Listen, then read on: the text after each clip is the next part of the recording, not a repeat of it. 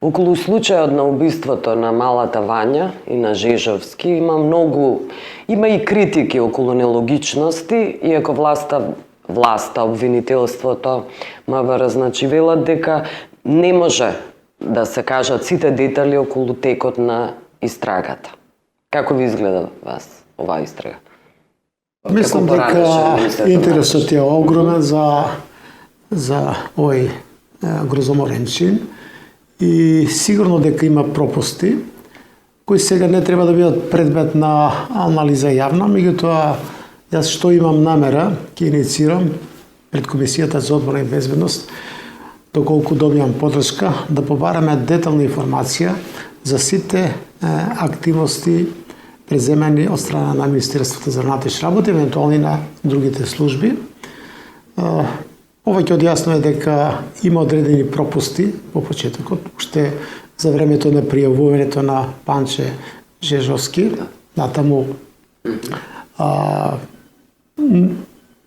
исчезнувањето на возилото, но па исто така на исти начин ќе се постапило и со Вања Ѓорчевска, доколку не беше огромен притисок од јавноста од социјалните мрежи, бидејќи процедурата на отпуштување на потрага е доста сложена, да не речам, во почетокот се чека 24 часа да поминат. Значи има, да не сега околу тоа навлегуваме тие ситници, за секој случај, очигледно дека има во почетокот пропусти, се додека предметот не го презема ствари еден или два оддела се едниот е за насилство, другиот е за откривање на кривични дела, убиства, силувања и други некои тешки кривични дела.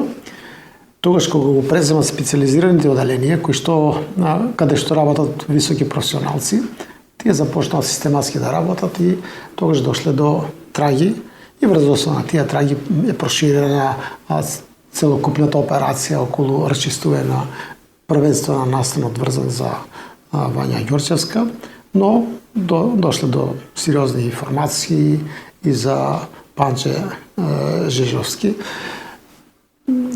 Се пронајде возилото. Практично од тие информации што се извлечени од неколумина правобитно осомничени дека може да се дел од тој заговор во кој што учествувале, тие информации што ги добило Министерство за внатрешни работи или оперативните работници, после тоа сите се во суштина документирани и сето тоа е јавно објавено. Значи што имаме ние прв пат јавноста да биде вклучена во потрагата или во расчистувањето на ова грозоморно убиство, првенствено за детето Вања. Покасно стана предмет интерес и берберот од фризерот од Велес. Но за секој случај треба да се расчистат сите детали, да се види дали има пропусти, евентуална одговорност. Добро е што јавноста беше вклучена инаку, затоа што ако не беше притисок на јавноста, посебно на медиумите, па социјалните мрежи, можеби со обелодувањето дека има вакви активности, дека потешко ќе се доаѓаше до сите тие информации клучни за да започне процесот на разоткривање и документирање на целокупни овој случај. Јас верувам дека ќе се доаѓа до нови информации и дека сите тие информации ќе бидат проверувани и документирани. За секој случај, мислам дека треба сепак да се остави МВР, обвинителство, судот, тие стручните аспекти да ги расправат, бидејќи гледам дека сега сите што се вклучени во политичкиот живот, лидери на партии, председателот на влада, министра за внатрешни работи и така натаму, сите коментират, дополнуваат, дават насоки што треба да се доработи. Сепак треба да оставиме тоа, бидејќи делот што треба да го завршат медиумите го завршија. Натаму сега треба да се поставува стручно, професионално. Да, но повторно мора да има притисок на медиумите, па и на јавноста сигурно, се разбира. Да. Медиумите одиграат клучна улога во активирање на целокупниот систем од државата за брзо да реагира, професионално да реагират и да се раши со сите овие работи. Зошто Инаку, ако за мене генерален пропуст што е? Требаше прво да се распише меѓународната потерница против правособличениот, а после тоа да се информират медиумите дека се работи, дека е во бегство. Тука имаше и некои среќни околности што тој не стигнал до дестинацијата која што ја подготвува според информациите што. Белорусија имаше такви информации. И тоа сакам да потврдам дека нема држава во светот што ќе му обезбеди гостопримство на таков, да речеме, човек што направил едно грозоморно И злосторник. Злосторник пар екселанс, и затоа сигурно дека нема држава што ќе му Дури пружи Белорусија гостопримство. и Русија? Мислам не. Не. Без разлика што има спекулации и така нато. Ја што сакам друго да го кажам, значи. На што е резултат од десувањето на прво обвинетиот? Резултат е на тешките форми на организиран криминал во државата, на високиот степен на криминализација, и тоа е рефлексија на непостапувањето на најпреземени мерки на државните институции, првенствено на МВР, но и на другите служби за Генерално безбедност. институциите воопшто и Тоа обвинителство. сега ни се враќа. Да, културата на неказнивост. Да, културата на неодговорност, неказнивост, силната партизација, блокадата на институциите, парализата на институциите, тие не функционираат, и што е најбитно, значи државниот врв, министри и така натаму, сите имат конекции со овие криминални банди, по наркобизнисот, рекет што прават, овие што се бават, условно кажам, со политика во суштина тие се само за дискредитација на политичкиот противник, Или одземање на гласови за време на избори. па наводно дека тие се влијателни во гласачките тела, дека можат да донесат гласови, но во суштина што е? Борбата за власт и пари, тоа е корупцијата, високите врвови, значи сака да остане на власт, мисля дека тој начин ќе има влијание, и се разбира дека има и криминални аспекти на сите тие конекции, не се баш чисти само политички, тука има и криминални аспекти. Со тоа што само пред неколку месеци на владата предводена од Ковачевски подготви закон за практично за амнестија на сите носители на тешки кривични дела. Тие велеа дека се на лесни кривични Не, дела. зборам измените на кривичниот закон ги опфати токму за тие што зборуваме, што се носители на За тешките повијатови. облици на организиран криминал. Се амнестира себе си за криминалот што досега управеле, ги амнестира и претходно што веќе се водеа постапки. Тоа е практично криминалната елита во државата која што самата се амнестираше. Тоа се рефлектира на неодговорност, неказнивост во државата и, речеме, криминалците збеснаа во Македонија. Какви криминални групи има? Не е само овој случај за кој што има огромен интерес. Има голем број на нерасчистени случаи. МВР, но и другите институции се тотално пасивизирани поради силната партизација. Тие се во функција на како сервис на актуалната политичка елита, на раководството на ДУИ, на раководството на СДСМ, евентуално на некои друг од помалите политички партии. Тие не функционираат. Не може голем број на големи афери да ги откријат новинарите, да ги откриват невладениот сектор, да ги откријат политичките партии, само овие државни институции да не може да откријат тежок облик на криминал. Замислите каква е рефлексијата на неодговорност ако граѓаните знаат дека има корупција, криминал, ако граѓаните не веруваат во системот, во судот. Како е однесувањето на овие криминални, да речеме, типови кои формираат банди своји? Тоа значи дека ако нема одговорност, никој не се плаши од ништо. Да, имам конекции со МВР, имам со службите за безбедност, со тајните служби.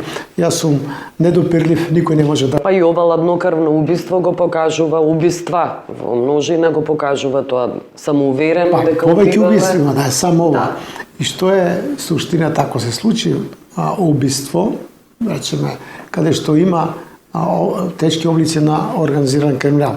Не се вие случуваат убиство од меѓусебна расправија, нетрпеливост, не знам.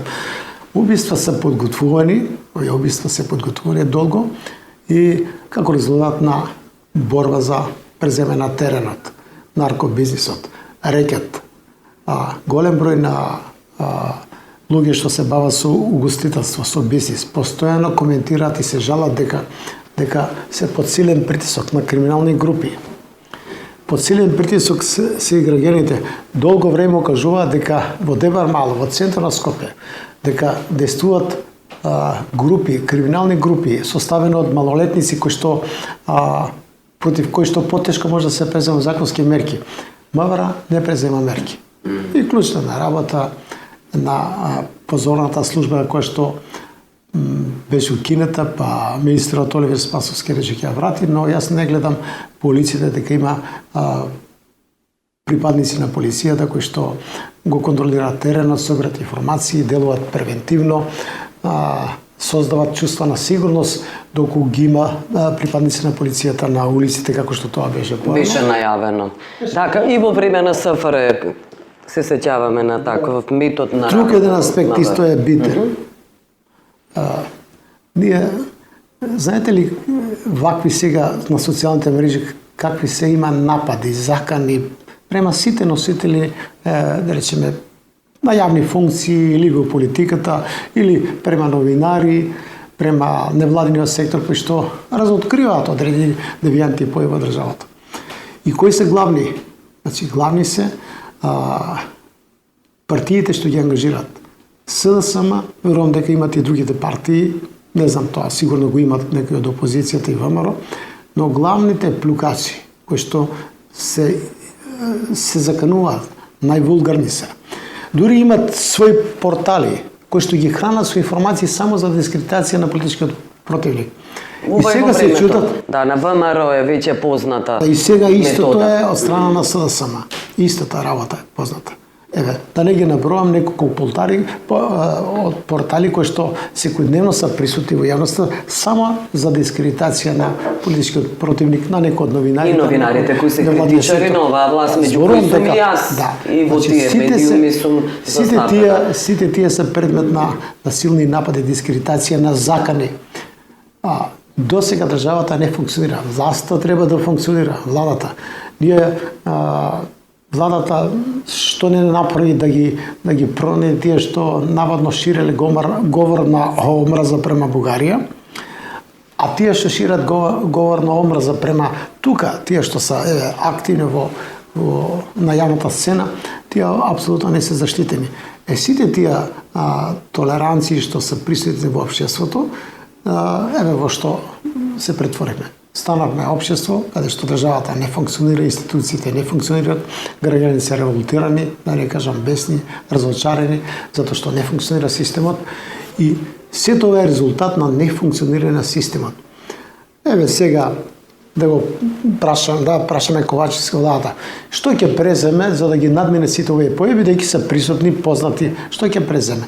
Овој случај, трагичен случај, може да биде основа сега за да се промени целокупната стратегија на действување на владата, на надлежни институции. Но нив е главно да се сликат, да се промовират дека нешто направиле, завршиле. Што завршивте? Создававте таква нездрава клима во државата да луѓето не веруваат во институциите, да не се чувствуваат слободни. Кочо Андјушев, примерот со Кочо Андјушев, ставање на црната листа и претходно и останатите кои се на таа црна листа, покажува дека американската и држава, не се разбира преку не само амбасадата, покажува дека тие се позагрижени за борбата против корупција, даваат насоки практично на послужавник на оваа држава, како изгледа сушност, како изгледаат највисоките, тој бил вице-премиер, највисоките функционери, ги ставаат на црна листа и ништо не се презема во Македонија? А тоа е суштината на проблемите со кои што се соочува Македонија. Тешки облици на организиран криминал, вклучени највисоките носители на власта, министри, премиери, вклучени во криминалот. Наместо ние да се организираме, да действуваме, ние слушаме што Америка презема. Не може Америка да го гоне криминалот во нашата држава. Не може. Може да го стави на листа, но тие продолжуваат со бизнис, со политичките активности, кои се не бил во државата на црната листа, немат никакви последици. И сега ми најавуваат ќе донеле закон за рестриктивни мерки и тие да биле офатени посебно покрај тие што са на листа некаква од Обединетите нации, Европска унија, тие од Средните американски држави. Ние треба да имаме систем за откривање, гонење на криминалот. Затоа предложив закон за борба против тешките облици на организиран криминал и висока корупција. Имаше силни отпори, СДСМ и ДУИ беа против. Во јуни, во првата фаза, го изгласаа сите и го блокираа сега. За да се оправдат пред јавноста. Инаку јас не сакам да ги напаќам и другите институции. И одреден број на експерти, но и други државни институции. Не ни е потребна нова институција. На нас ни треба токму тоа. Независна институција која што нема да биде под партиско влијание. Затоа предлагав институција која што ќе функционира, државна институција, али ќе функционира самостојно. Не може да има никој над неа влијание за кого да се отворат постапки, а за кого да не се отворат.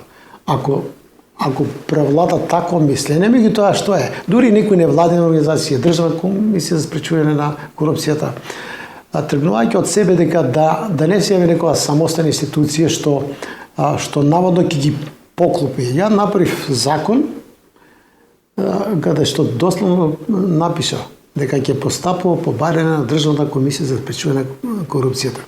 Има одредба за која што сега слушам коментари.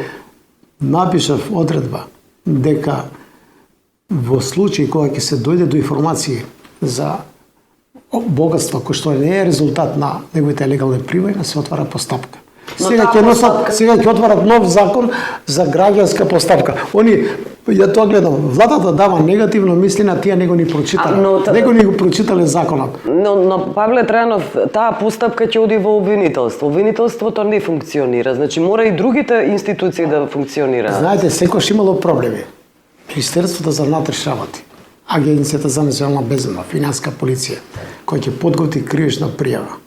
Значи пријава издржана, документирана, нека оди во обвинителството. Ако обвинителот ја обструира, ја развлекува, се подготва информација.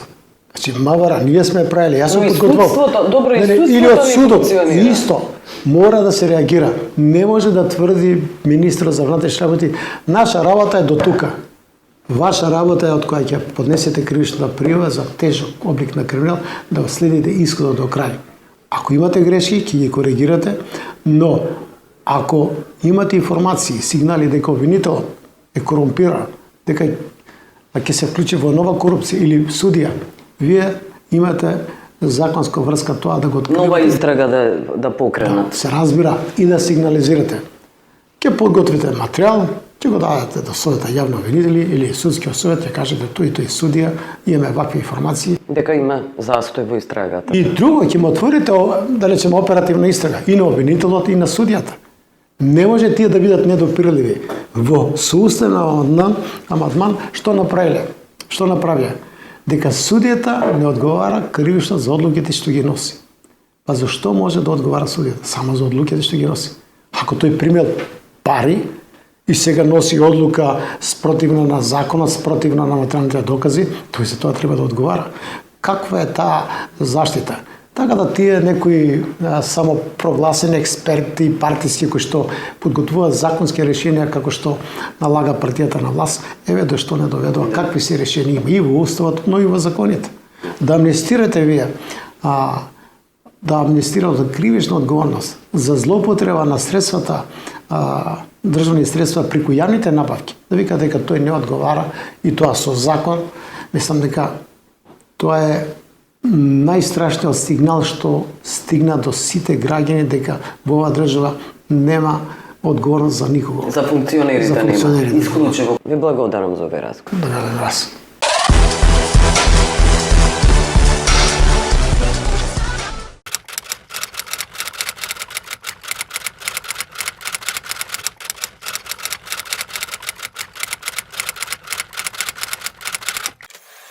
Корупцијата, политичката нестабилност и криминалот се во првите 5 најголеми проблеми во нашата држава според перцепцијата на граѓаните. Ретко се случува криминални афери од Македонија да се најдат во европските агенции и медиуми. Убиствата на Вања Ѓорчевска и Панче Жежовски, како и апсењето на главно осумничениот Љупчо Палески Палчо, ја имаа таа чест. Француските политичари и политика одамна веќе расчистија со сомнителните средини блиски до криминалот, кои до 70-тите години им служеа како продолжена рака на политичките партии во обезбедувањето на митинзите или лепењето на плакатите. Повеќе политичари платија со крај на нивните кариери за нивните непочитувања на законот, како Доминик Штроскан поради сексуалниот скандал или пак Бернар Тапи кој одлежа и затвор за корупција. Адвокатката Катрин Лапревод, специјалист за кривично право во однос на промените на кривичниот законник по тешки криминални дела на кои се жртви деца, за 25 минути во интервјуто вели. Ces dernières années, il y a eu énormément de changements législatifs puisqu'on est sur une réaction à l'émotion. Donc à chaque fait divers, on a un changement législatif ou en tout cas il y a une volonté de changement législatif qui est forcément orchestrée par différents partis politiques français. Est-ce que la même tendance partout en Europe ou la France est une exception? Je pense que cette tendance est maintenant mondiale, puisque de toute manière, tout ce qui touche à l'enfant, déjà, est particulièrement sacré. Donc on a tendance peut-être à surenchérir par rapport à ce genre de faits divers, malheureusement. Maintenant, c'est peut-être aussi une spécificité française à chaque fois de vouloir toujours plus, mais de manière à être quand même, malgré tout, limité à ce que l'on peut faire, tant par rapport au Conseil constitutionnel qu'à la Cour européenne des droits de l'homme. Est-ce qu'il y a des cas qui ont marqué l'histoire de justice française avec les meurtres des enfants et qui ont marqué, je dirais, la législature française? Je pense qu'il y a énormément de cas, alors les citer tous, malheureusement ça prendrait beaucoup de temps, mais je pense qu'il y a énormément de cas qui ont marqué la France et du coup la législation. D'une part parce qu'on est revenu quand même sur la législation sur les infractions sexuelles commises sur les enfants, et encore récemment où on a abandonné l'idée de savoir s'il fallait chercher le consentement d'un enfant mineur dans une relation sexuelle avec un adulte. Donc là maintenant on sait bien que toute relation sexuelle avec un enfant mineur est considérée comme non consenti, donc il n'y a plus besoin de se poser la question, mais ça c'était récent. Sur les faits divers, malheureusement, l'affaire Fourniret à l'heure actuelle qui fait encore polémique, mais plus récemment l'affaire Lola, où effectivement à chaque fois qu'on a un enfant qui est mort et qui est tué par un criminel ou une criminelle, forcément on a une volonté du législateur, enfin en tout cas des pouvoirs politiques, à dire à la société qu'on va être plus répressive. On se souvient de l'affaire Patrick Henry et le plaidoirie de Robert Badinter, qui est aussi plaidoirie contre la peine de mort, parce qu'à l'époque ça existait la peine de mort, qui a marqué l'histoire de la justice française. Oui. Quel est votre regard sur cette histoire comme un avocat pénaliste? Je pense que c'était un très beau combat. Je maintiens que la peine de mort n'est pas une solution, et de toute manière, si ça l'était, tant que ça, on ne l'aurait pas appliqué autant à l'époque où elle était encore en vigueur.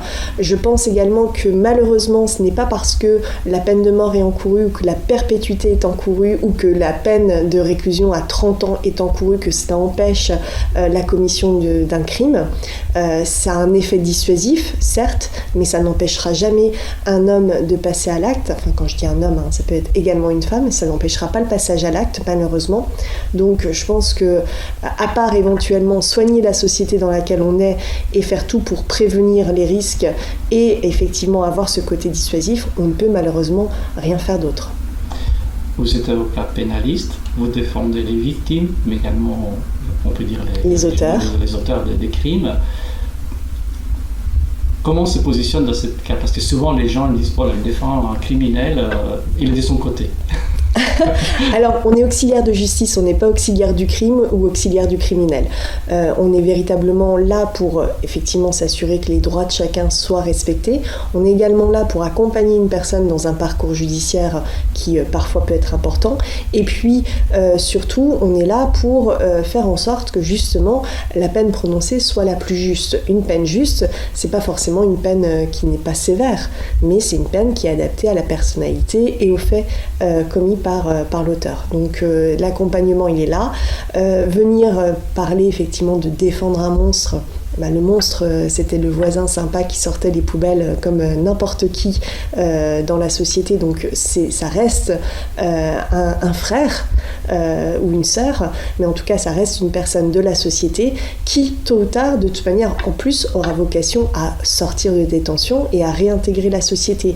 Donc je ne pense pas que c'est en maltraitant des criminels que la sortie de détention se passera mieux. За над 80% од македонските граѓани, постојањето морална криза во нашето општество, следено со неефикасноста на судскиот систем во борбата против корупцијата, желбата за брзо лично богатење на оние кои се на власт и недоволната заштита на лицата кои пријавуваат корупција, се водечки фактори за широко распространетата корупција.